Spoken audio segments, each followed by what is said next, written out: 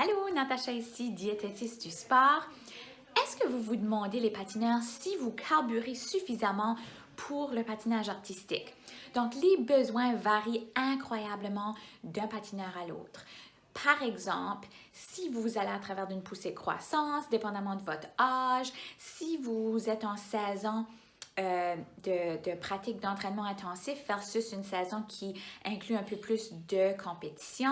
Si par exemple vous avez de l'entraînement sur glace la même journée que l'entraînement hors glace, ou même si vous avez un cours d'éducation physique, pendant ce temps-là, pendant une certaine période de la saison aussi, ça va quand même affecter grandement vos besoins en termes de glucides, protéines, lipides, calories, tout ça.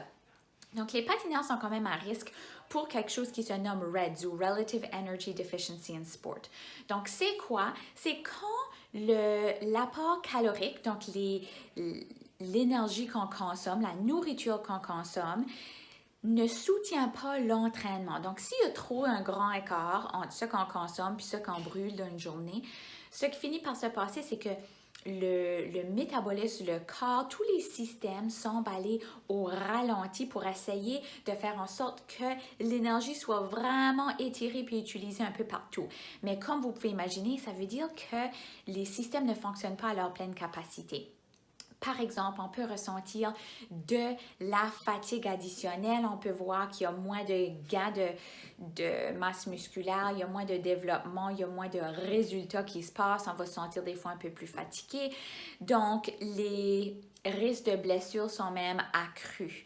Alors, qui est à risque? Premièrement, celles qui vont avoir des menstruations qui ne sont pas régulières ou même qui ne sont pas menstruées du tout dans le cas où on devrait l'être.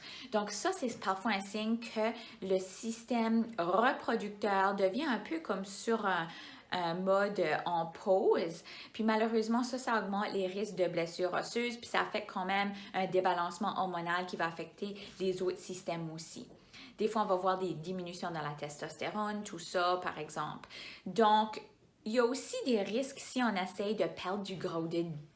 On ne veut pas mettre du gras. Donc, des fois, on va essayer d'être un peu trop sévère dans l'apport calorique. Puis, malheureusement, ça va faire en sorte qu'on ne consomme pas suffisamment de calories pour nos besoins. On va aussi voir ça des fois juste accidentellement chez des patineurs ou des patineuses qui n'ont pas l'appétit. Parfois, l'appétit est en manque en raison du fait qu'il y a eu des gros entraînements intensifs. Puis ça, chez certaines personnes, on peut avoir un manque d'appétit après ça. Chez d'autres personnes, le manque d'appétit peut provenir du fait qu'il y a une déficience en fer, par exemple. Puis des déficiences en fer peuvent non seulement diminuer l'oxygène aux muscles, mais ça peut aussi diminuer l'appétit. Finalement, chez des athlètes hyper occupés qui doivent essayer de balancer école, patinage, vie sociale, parfois même un travail à côté, puis les devoirs, des fois c'est un manque de temps, puis manque de temps pour préparer la nourriture, manque de temps pour manger, puis accidentellement, on ne consomme pas suffisamment de calories. Donc, les symptômes, de un, le manque de menstruation qu'on devrait l'avoir. De deux, il y a aussi des grosses fatigues. D'autres symptômes, ça pourrait être des blessures à répétition, des rhumes ou des problèmes au niveau du système immunitaire à répétition. Des fois, on peut avoir des douleurs musculaires qui vont durer plusieurs jours ou des douleurs musculaires régulières après l'entraînement. Parfois, ça peut être aussi qu'on ne sent pas qu'on voit des améliorations. Ça fait longtemps qu'on travaille, par exemple, sur le même saut et puis on a toujours de la misère à l'accomplir. On ne voit pas des gains comme on le voudrait. Donc, comment prévenir? De un, on veut s'assurer de manger aux 3 heures.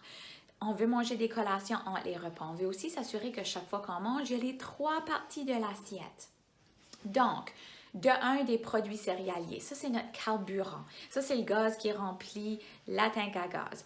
Donc, produits céréaliers, ça inclurait pain, pâtes, riz à grains entiers, bien sûr, patates avec la pelure, ça pourrait être des barres granola, des muffins maison, des céréales, du gruau.